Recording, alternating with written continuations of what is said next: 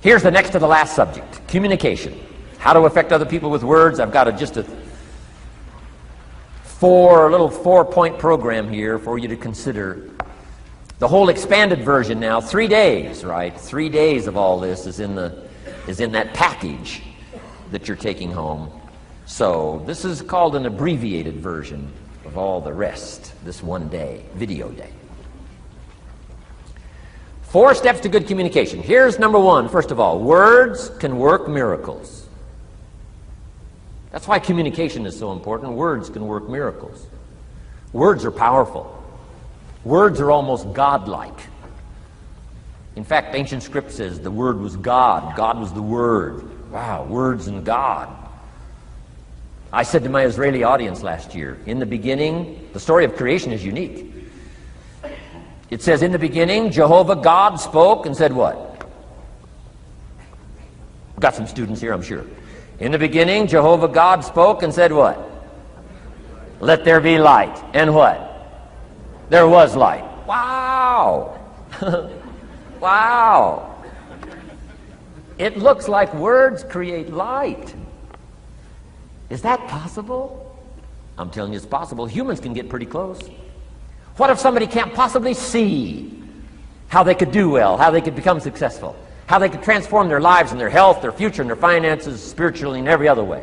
They can't see, and you come along and share your story, and maybe borrow some other stories. And by the time you get through with a good presentation to this person, they say, now I can see. Before you got here, I was blind. I was in the dark. And while you were talking, some things dawned on me. Is it possible to create light with human intelligence, with words? And the answer is, of course, of course. Here's part of the spectacular opportunity as a human being. One person talking to another. It's got so much power, so much potential. A mother talking to a daughter, a father talking to a son, salesperson talking to a client. Nothing more magical and powerful, awe-inspiring than words have the ability to dramatically affect people's lives and futures. So become a good communicator. Let me give you some good keys to good communication. Here's number 1, have something good to say. Communication starts with preparation. Getting ready to speak this year, getting ready to speak next year. Attend the classes, read the books. Have something good to say. Here's 4 good words to help you to have something good to say. 1 is interest. Develop a new interest in people and life and what's going on, economics and politics, religion, social structure, possibilities, opportunities. Develop a new interest. Here's the next word, fascination. Goes that step beyond interest. That's why kids learn so much that first 6 years. Fascination. Adults are walking on ants. Kids are saying, don't walk on these ants. I'm studying these ants. I'm looking at these ants. Kids are so fascinated. How come an ant can carry something bigger than he is? Wow. That's how come they learn so much. They're fascinated. And here's another little clue I've learned. Turn frustration into fascination if you can. You'll learn more. I've worked on this. I'm pretty good at it. Out in Los Angeles, I'm on the freeway. My airplane leaves in 45 minutes. The traffic is moving not 1 inch. I am now fascinated. I'm telling you. Now, it doesn't work every time. That's true, but every time it does work, I'm telling you, you'll come away with more. Learn to be fascinated instead of frustrated if you possibly can. Turn that little scenario on for yourself. Next is sensitivity. You got to understand, we use the phrase, where people are coming from, where they've been, what's going on. Sensitivity training is so important. People not like you, people that have got challenges and problems and difficulties, you got to do your best to be sensitive to other people, where they find themselves, the pit they might be in currently, what's going on. Be sensitive to that. Here's 2 of the greatest things said about Jesus. 1, it said he was touched. He was touched by where he found some people. He was touched by the misery he found some people in. He was touched, and here's the other word, he was moved, it said. He was moved, touched and moved. If you really want to communicate well, you got to be touched and moved. Not just by your own drama of life, but by the drama you know is going on in other people's lives. Sensitivity. How does an adult 40 talk to a child who's 12? You got to be sensitive. Not just to your current situation. One of the best ways to identify with a child who's 12 and you're 40 is remember when you were 12. Go back, remember the scenario and let it hit you again, let it touch you again. I don't have any problems with 12-year-olds. I remember almost every day of being 12. 12's a unique year. One, you're not 13. I mean, you know. If I heard it once, I heard it 100 times. Of course you can't go, you're not a teenager. Wow, I can't wait for this year to be finished. Remember, that's part of sensitivity. Remember. Apostle. One who became an apostle, leader of the Christians, was once Saul from Tarsus, hater and killer of the Christians. After he was converted, became a leader, became Paul apostle, revered. Why was he so effective in his language, in his ability to touch people with his words and with his presence? If you read part of the scenario of his history, he gave an account of his own life and said, here's why I think I'm so effective. I remember the pit I came from.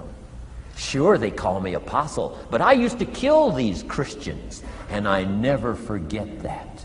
If I want to get in touch with other people's difficulty, I got to remember my own difficulty. Let it hurt again. That's what makes a good performance. A good actor, a good actress. The emotion close to the surface from the remembrance of things past. And then well-chosen words delivered with emotion. Powerful.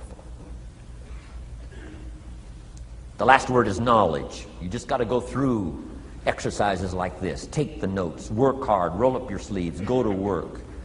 Gather the knowledge in journals. Gather the knowledge in notebooks. Gather the knowledge in a library and cassettes and videos and every other means. Gather knowledge. Don't be lazy in learning. A major part of communication is preparation. Now here's the next part of good communication. Say it well. One is having something good to say, and number two is saying it well. Let me give you a quick list on saying it well. Number one, sincerity. Best place to start if you want to communicate well is let your sincerity show. Next is repetition, the mother of skill. I've been at this 33 years. Someone says, well, you give a pretty good seminar. I should. 33 years? 33 years. Repetition. Next, brevity. Sometimes you don't need many words if you're totally sincere, I'm telling you. Jesus' presentation in gathering up his team called disciples was fairly short. He just walked around the countryside, took a look at somebody and said, you follow me. That's brief. I mean, you know, that's short. Now, why could he get by with such few words? And this takes care of a lot that I've tried to share with you today called personal development. Here's why I think Jesus could get by with such few words. For all that he was, that he didn't have to say. Take that scenario home. For all that I am, that I don't have to say. Just a few words could be dynamic in affecting someone else's life. A child, a business colleague, a sales client. Next, vocabulary. Got to work on your vocabulary. Some of my friends took a survey among prisoners working on some rehabilitation program. They weren't particularly looking for this, but here's what they found. There's definitely a relationship between vocabulary and behavior. And here's what they found out. The more limited the vocabulary, the more tendency to poor behavior. And when you think about it for a while, it makes sense. Words are a way of seeing. And if you don't have a good vocabulary, you can't see very well. Can you imagine the mistakes in judgment when you can't see very well? Next, words are a way of expressing what's going on in your head, what's going on in your heart. What if you can't see well? and you can't express well, you can imagine the tragic scenario of 5 years of that, 10 years of that, 20 years of that showing no improvement. Behavior now becomes a major problem. And that person's world gets smaller and smaller and smaller. Why? They can't see and they can't express. And finally, they don't need much bigger place than a 10 by 12 cell. Their world is so small anyway, don't need much bigger place. I'm asking you to stretch your vocabulary. I used to put words up on a 3 by 5 card. I drove a lot back in those days, but at the end of the day, I'd mastered 2 or 3 words. My oldest daughter, Linda, with my grandkids, starts the day with what's called the word for the day. She writes it on a chalkboard, the word for the day. And the kids memorize that word and the meaning of the word. And every once in a while during the day, she'll say, "What's the word for the day?" The last day I was there, the word was superficial. Natalie's 4, Nathaniel's 5. And several times during that day, Linda, my daughter, would say, "What's the word for the day?" Natalie would say, "Superficial." And she would say, "Nathaniel, what does that mean?" "On the surface." Several times during the day. "What's the word for the day?" Superficial. "What does it mean?" "On the surface." If you were to ask my grandkids, "The last time Grandpa was here, what was the word for the day?" I'll bet you they'd probably know. Superficial. On the surface. Word for the day. Why not learn a word a day? Why not add to your vocabulary so you can see more, see better, and express better? Put out in words what's in your heart, what's in your soul, what's in your mind. It's important. So say it well. Here's number 3. Number 1 was have something good to say. Number 2, say it well. Here's number 3. Read your audience. These are just simple concepts now. You've got to add some of the details, but that's what I'm mainly good for, is concepts. Read your audience. If you're talking to a child, you've got to study the face of the child. You've got to study a little body language. You've got to study what's going on, so you'll know whether to shift gears, come on a little stronger, ease off a little, might be too strong, search for another illustration, soft, strong. A lot of that is dictated by reading your audience. When I first started lecturing, I had some challenges here. I was so absorbed in my notes, lecturing like this. I'm telling you, in those early days, the audience could have left and I'd have kept right on going. I didn't know what was going on down here. I didn't know what was going on over here. I didn't have any idea what was happening over here, whether I should come on a little stronger, ease back. I didn't know. I couldn't read my audience. So, read your audience. A prospect, read. Now let me give you some ways to read. Number 1, by what you see. Body language tells us some things. How to shift gears, whether to go on, whether to stop. If you're talking to somebody and they're leaning toward the door, that means you gotta hurry, right? They're not gonna be here long.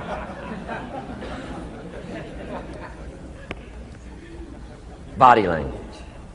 Guy's got his arms folded, chin tucked down. You got your work cut out for you. You're gonna have to reach deep in your bag. Find some extraordinary stories. This one's not going to be easy. What tells you that? Reading what you see. Here's the next one. Read what you hear. You've got to read a child's impatience. Kids don't mind telling you whether they're bored or impatient. Kids' attention span is short.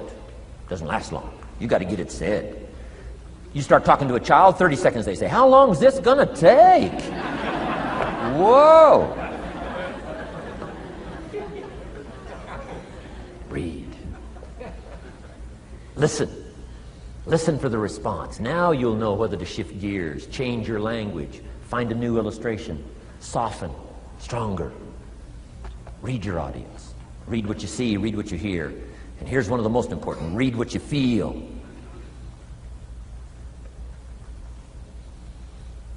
Now, women are probably better at this than men when it comes to picking up emotional signals. Men, they can see, and men, they can hear, but it takes a little training for a man to pick up those emotional signals that are so important so you don't say the wrong stuff. Because it's so easy to make a mistake in language. What if you meant to say to someone you care about? What if you meant to say, what's troubling you? And instead you said, what's wrong with you?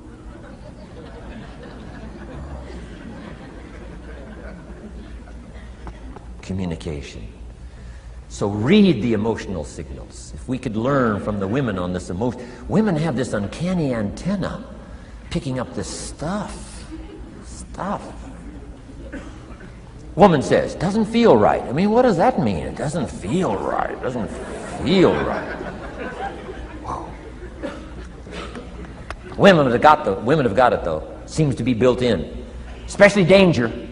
Women pick it up quicker than men. It's built in, I think. Way back, right? Man was the provider, mama was the protector at home. So she picked up this scenario of danger, I think, these signals. But they are good. In the middle of the night, mama wakes up. The baby cries, mama wakes up. Papa sleeps. The faintest cry, mama's awake. Or she nudges her husband and says, go look, something isn't right. He says, what do you mean it isn't right?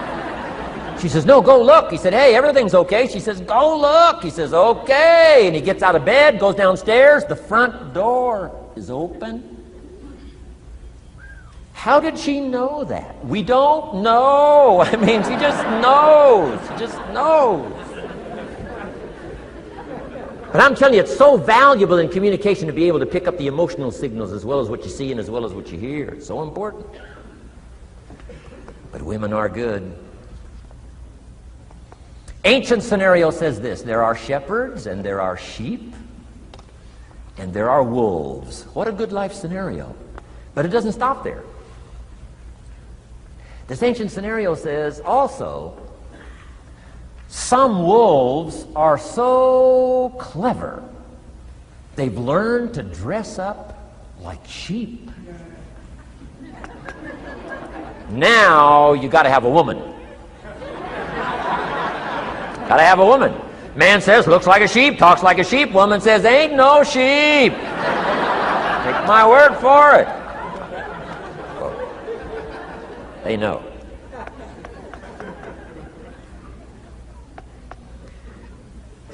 Read. Pick up the signals. Don't ignore the signals. Develop this personal development scenario, communication, financial independence, and all the rest. Now here's the last part. Intensity. Words mixed with emotion. Words mixed with hate. Words mixed with love. Words mixed with faith. Words mixed with courage. That's what's powerful. Words have a certain effect, but words loaded with emotion have an incredible effect. If I had a little straight pin, a guy buys a shirt, it's got all these little pins in it. I take out all these pins. If I took one of those little straight pins and I threw it at you, and let's say it reached you and hit you in the face or hit you in the hand, you'd feel it. This little straight pin, you'd feel it. That means I got you with my words. But what if I took that little straight pin and wired it to the end of an iron bar, about that long? See, I could drive that pin through your heart. The pin is the words, the iron bar is the emotions. The emotions. Here's the best I could share with you. Put more of you into what you say. Don't be casual in language. Don't be casual in words. Casualness leads to casualties on the freeway and in communication. Don't be lazy in learning good communication. And put more of you. Now here's the last thought. The emotions must be measured. It can't be too much for the occasion if it's not called for. In leadership we teach, don't shoot a cannon at a rabbit. It's effective, but you've got no more rabbit.